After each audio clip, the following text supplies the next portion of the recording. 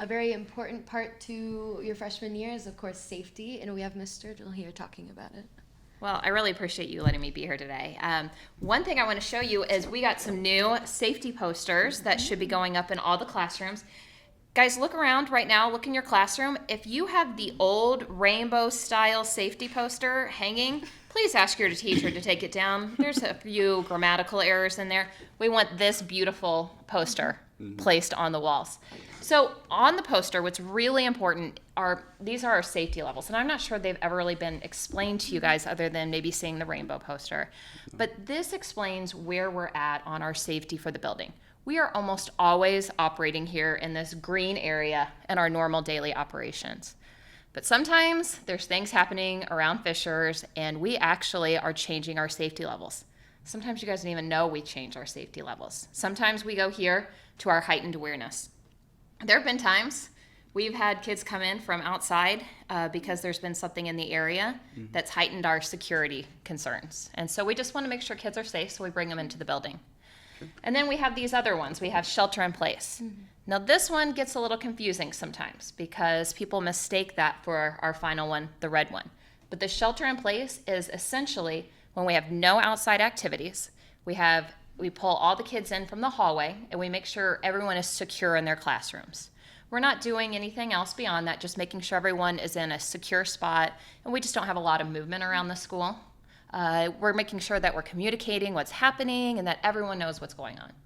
But then the final one, the lockdown. When we practice our Alice drill here soon, you guys are going to be practicing the lockdown, and that's when we do our run, our hide, our fight. If we were involved in some sort of active, man-made situation, we would be in lockdown. You would hear announcements, likely over the PA system. We want to over-communicate anything that's happening. So if the old sign's hanging up in your classroom right now, please make sure this new one is hanging up, okay? Sure. At what level are students made aware of the threat? Well, do you guys feel since you've been here at Fishers High School, you've heard this very much? I mean, we do the lockdown drills, but beyond that. Okay, we so don't hear about it. yeah, when we do the drills, you guys hear about this, but we go into the yellow, but a lot of times you as students don't hear about it. We might be letting our office staff know that, we're not letting students leave for a little bit of time, so maybe some flex students have heard about it. But really, we're not communicating that because we don't want to raise any concerns. We don't want students texting their parents saying that we're actually in a lockdown, when really we're just securing the perimeter of our school, making sure nobody's coming in that shouldn't be here. But if we were to shelter in place, you would hear that announcement.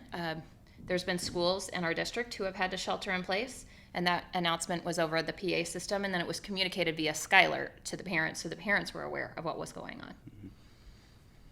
Now, you have to imagine that if we're in a situation where we have to do, maybe go to the orange live or even a whole lockdown, Yeah. that's got to be a pretty scary situation, Yeah, right? pretty intense. So is there anything that we as students can do to kind of prevent those situations, to kind of proactively stop them from happening? I love that you asked that, because that is the number one way to keep horrible things from happening. If you see something, you need to say something. If you hear a student in your class saying something that is alarming, you need to tell somebody immediately and make sure that they take action on that. If you see anything on social media, then you need to say something. You need to make sure you let the right people know. Well, thank you for speaking with us today. Yeah, thanks for having me. Of course. Now, Mrs. Sturgill, you may notice that around our set we have a few little knickknacks I've seen here and that. there. So one of the things that we do is we ask all of our guests to leave us with something. So I have here a Sharpie. I was wondering if you could sign that poster and I would love leave it to. here with us on set. Yeah, Yeah. I would love to leave this with you. Awesome. Thank you.